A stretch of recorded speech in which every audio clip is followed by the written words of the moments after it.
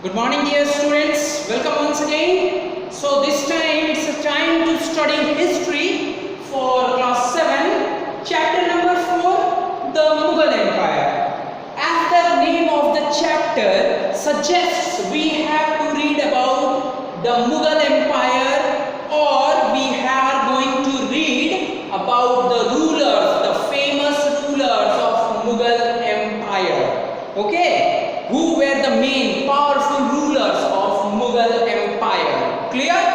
Or Mughal kings, right? They are very famous in our history. So let's find out the terms, important terms of this chapter. Two terms are there. First one is dogma. Dogma is an statement. Statement means sentence. Okay? And authoritative statement. Authoritative means ordered, you can say. Okay? Ordered or strict statement, you can say, no problem. Okay? So an authoritative statement which would be expected to be followed without question.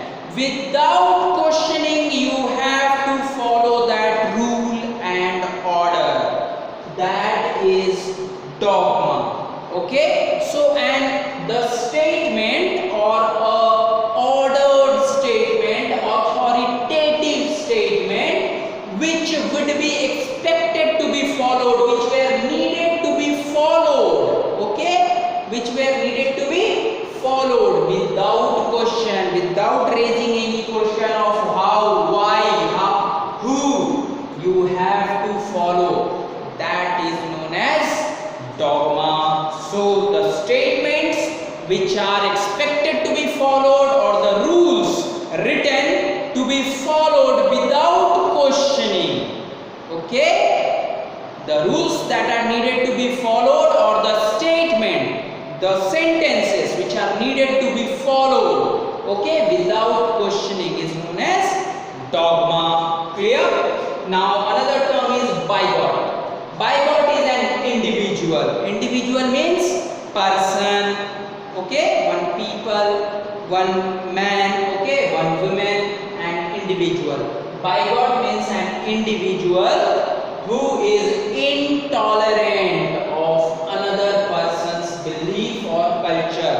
That means person who is intolerant. Intolerant means who were biased. Okay, biased means who were narrow-minded. Narrow-minded means they don't want to follow. Okay, who is intolerant of another person's culture or belief. For example, if another person is following the Muslim religion, I say, no, this is not the right religion to follow. That means I am a bigot. That means I am a person who is intolerant, narrow-minded or biased, not in favor of another person's belief or culture. That means I am not favoring that person, I am intolerant of that person who is a Muslim. Clear? So bigots are those persons who are intolerant, who are narrow-minded, who are biased of another's culture, another's belief, another's thought. Okay? They don't like another's people thought, they don't like another people's suggestions, ideas or something like that. They think that whatever they think are always correct. Okay? Those people are bigot. Clear? Now, here begins our chapter. If the question will be asked, who were Mughals? Mughals were descendants of Genghis Khan and Taimur. Mind you, who were Mughals? Mughals were descendants. Descendants means those who were offspring, those who were the son and children, right? Offspring means son, children, 4 children, that means, right? So Mughals were descendants of whom? Genghis Khan and Taimur. So these Genghis Khan and Taimur were forefathers of this dynasty, Mughal. Understood? Yes. Who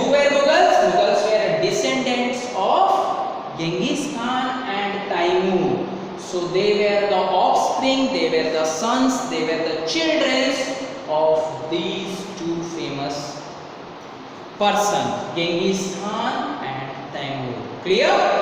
Now we have to read about different rulers, emperors who got very famous as far as Mughal Empire is concerned. First is Babur, who ruled from 1526 to 1530. So he was the first Mughal emperor, mind you. Who was the first Mughal emperor?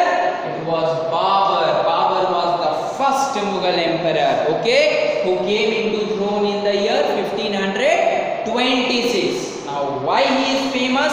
What are his achievements, his contributions?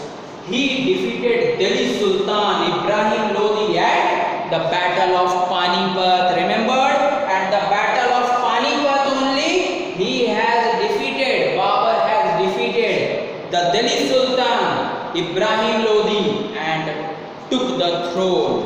So from Lodi dynasty the things changed over to Mughal dynasty, or Mughal emperor came into throne, right? So in the year 1526 this Babur defeated the Delhi Sultan Ibrahim Lodi at the famous battle of Panipat. Now in the next year only, in 1527, he defeated Rana Sanga, another ruler of Sanga dynasty. In 1528, the next year, he defeated Rajputs also. Rajputs who were known to be big warriors, big chief personals, right? They were also big rulers, kings, right? So he has defeated Rajputs.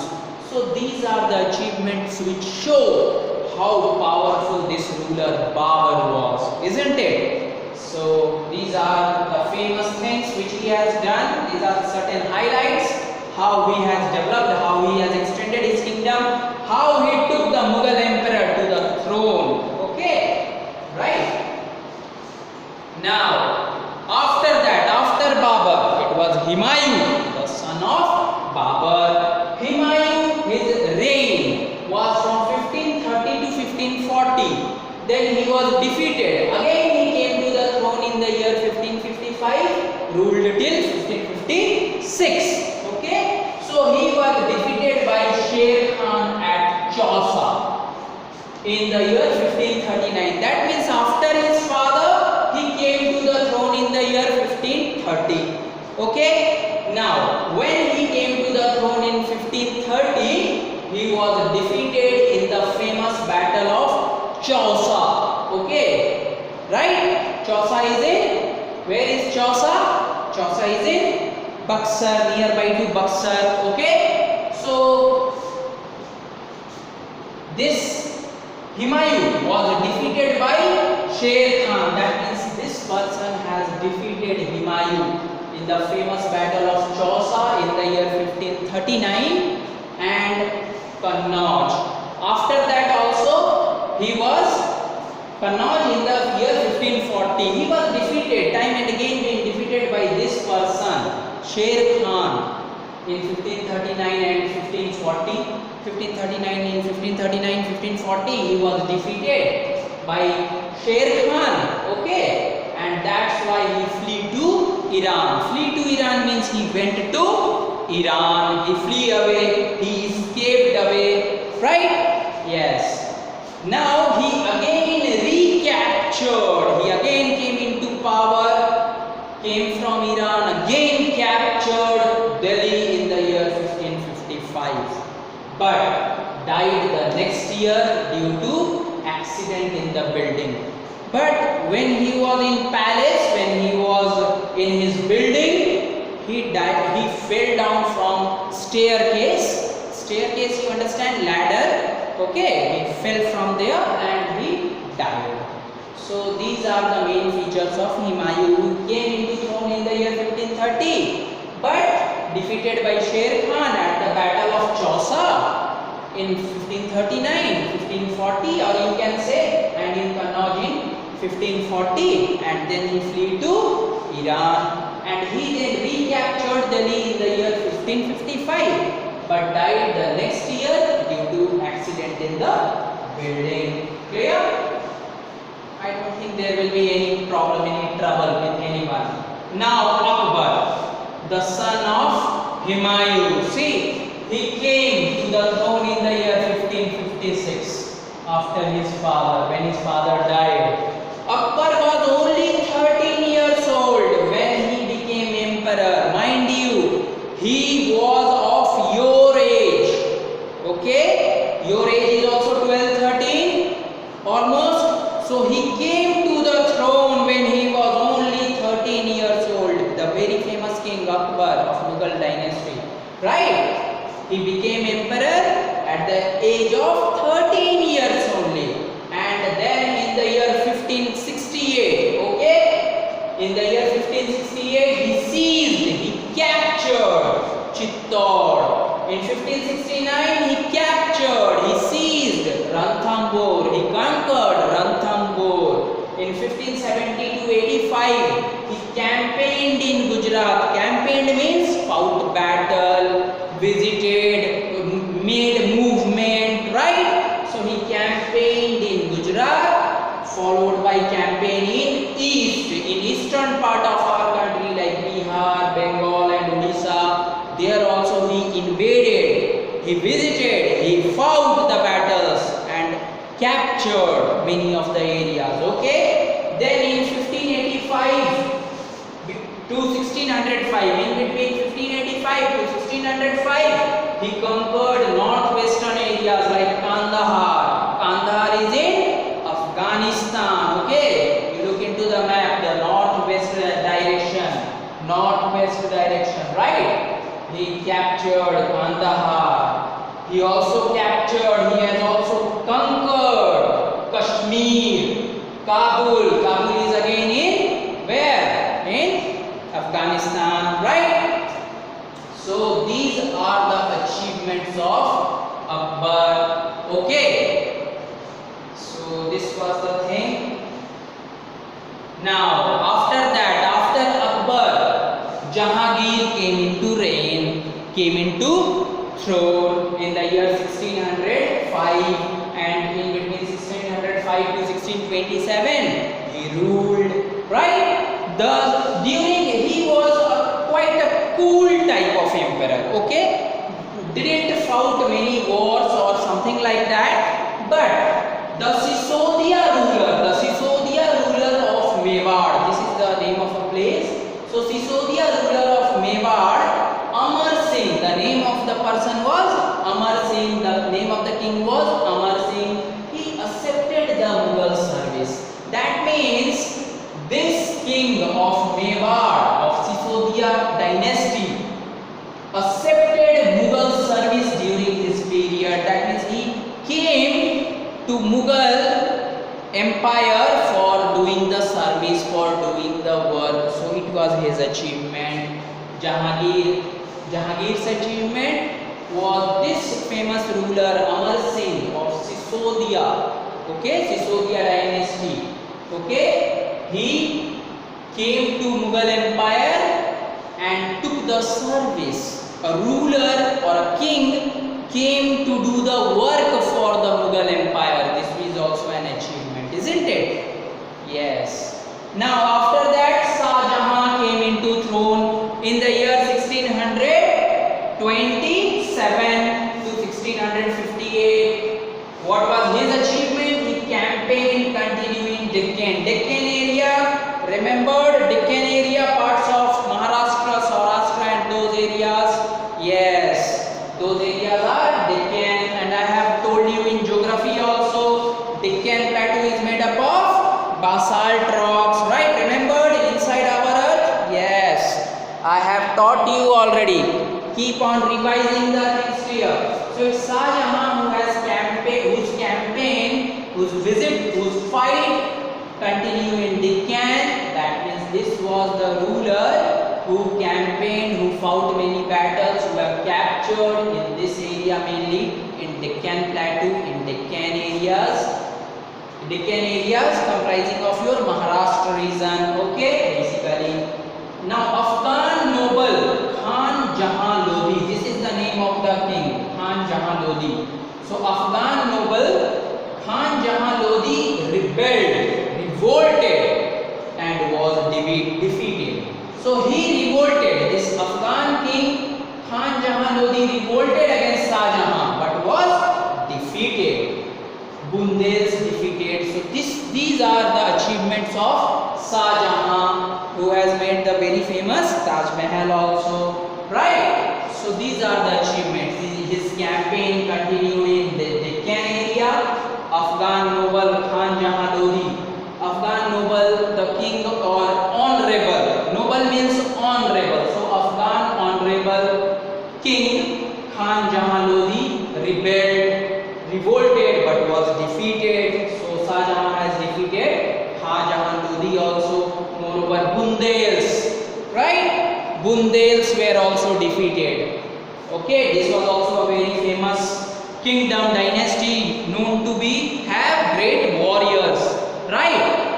Now after this Shah Jahan, Aurangzeb came into rule from 1658 to 1707. He became emperor after killing his brother. Mind you, he was a cruel type of emperor. So he killed his brother to take the emperorship or to become a king, and imprisoned his father Shah Jahan. Imprisoned means put into jail. Okay, so this emperor, Mughal emperor Aurangzeb, became king or emperor after killing his brother and after putting his father Shah Jahan into jail.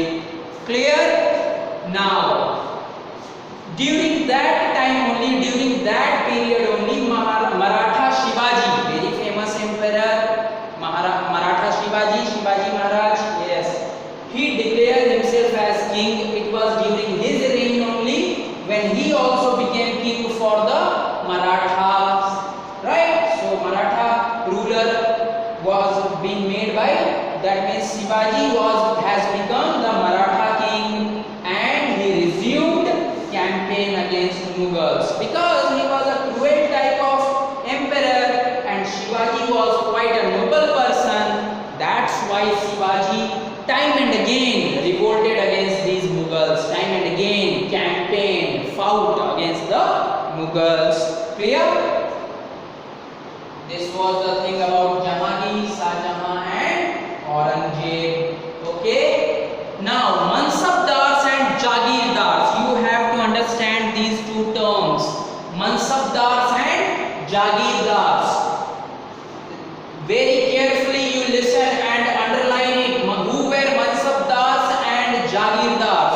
See, the people of different background, groups coming from different backgrounds such as Iranis, Afghans, Rajputs, Marathas, that means people of different dynasty came to take the service. Service means work.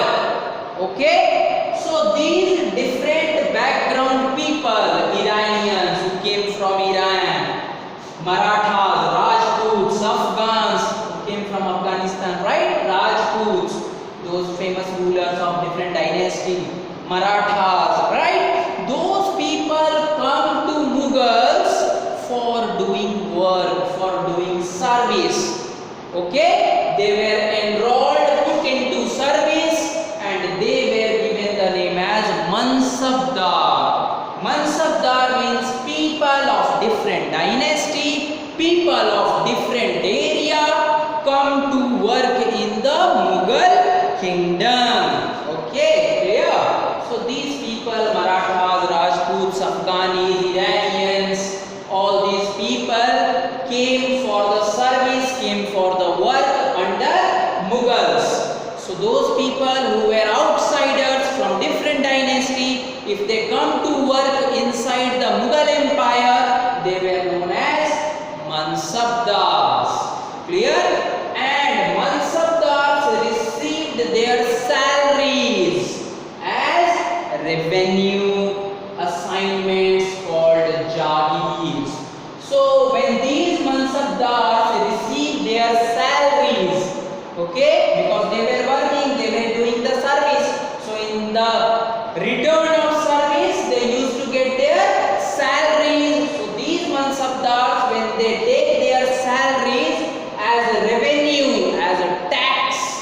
Okay, those taxes in the form of salaries are called jagirs. Clear? So who were Mansabdars? People from different dynasty, people of different kingdom, people of different places come to do the work in Mughal Empire. Those people are Mansabdars, and those Mansabdars when receive their salaries as revenue assignment, or when they get their salaries in the form of tax, that is known as Jagirdar. And one who takes the Jagir are Jagirdars, isn't it? So Jagir is nothing but the salary received in the form of tax are Jagirs. Clear? Yes. Now note down the homework, please. Define dogma. You have to define the term dogma and write in brief about Humayun. These are your homeworks. Note it down fast. Because we have some time left, we are going to proceed on, continue on. Okay?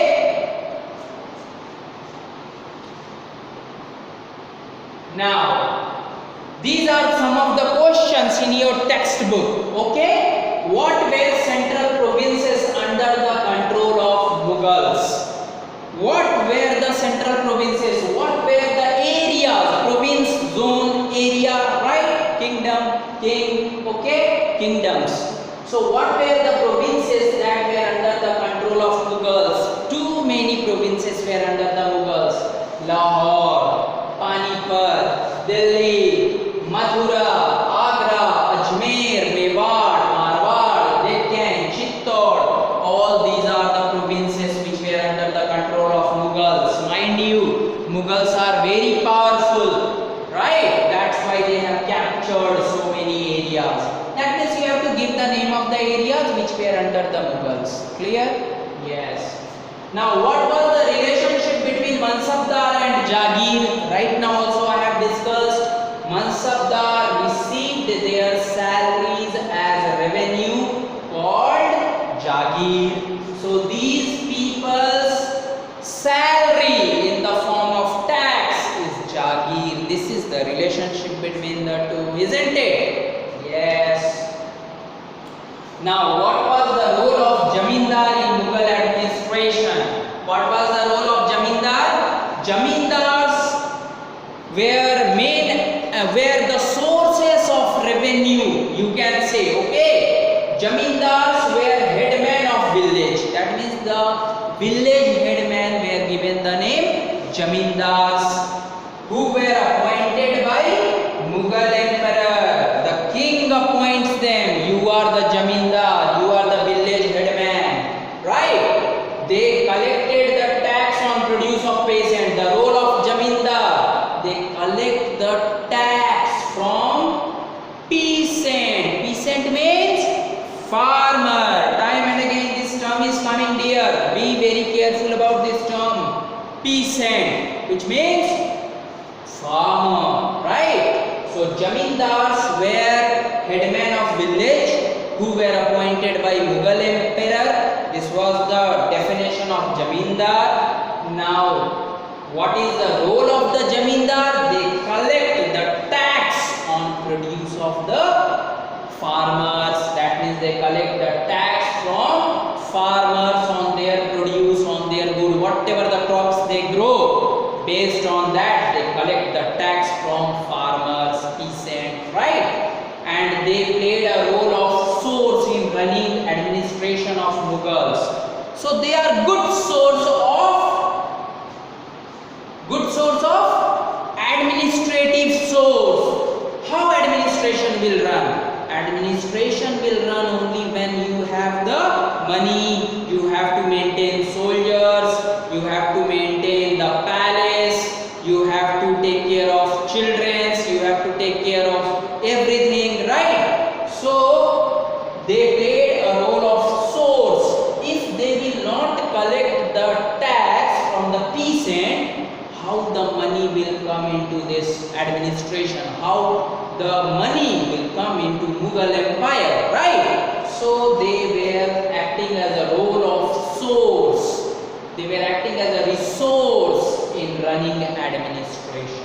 Clear?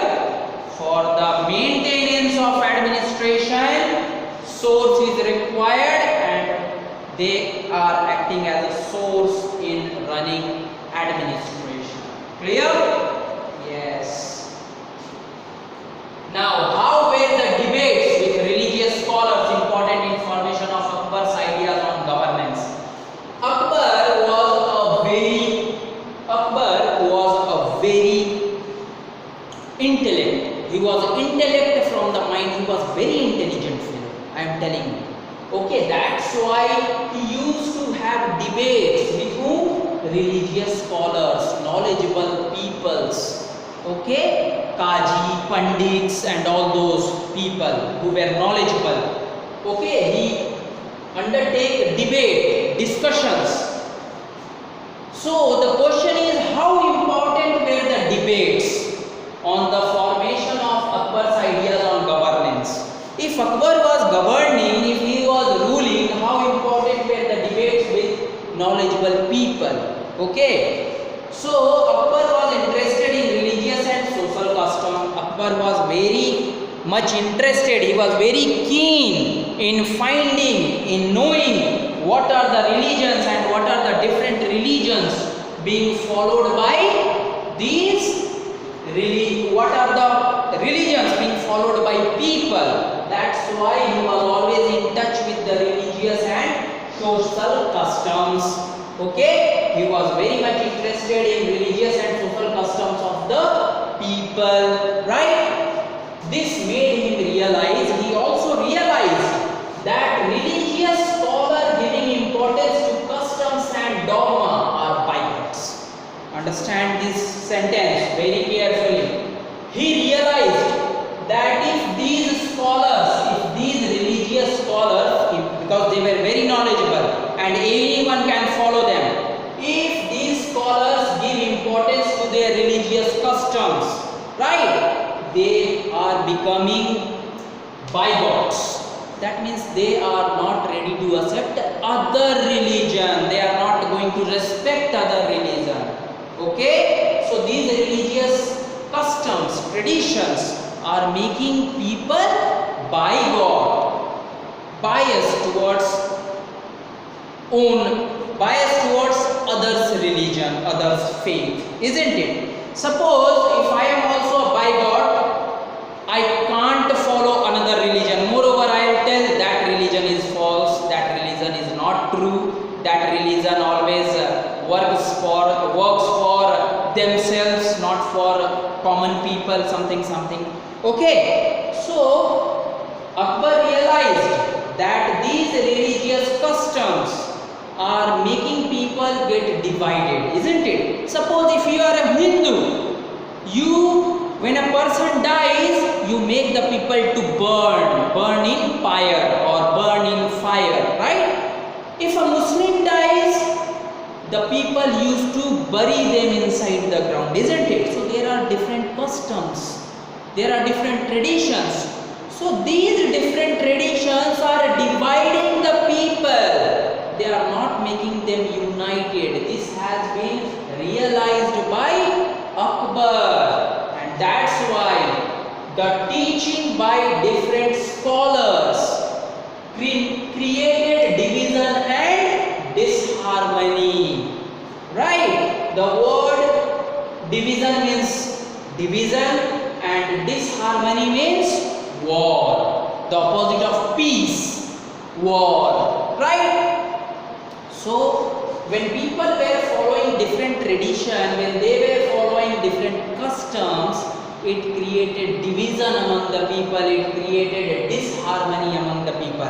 My religion is right, no, my religion is right. How your religion is right, you are doing such and such things. In our religion, we do such and such things, like that. So always there is a conflict, always there is a war, right? So these are the teachings, different teachings are making people get conflicted or having a war with each other. So they are dividing the people, they were putting them to war. This led to idea of Sulh-e-Kul. That's why Akbar has came out with the idea, no Hindus will be followed, no Muslims will be followed, nothing will be followed, only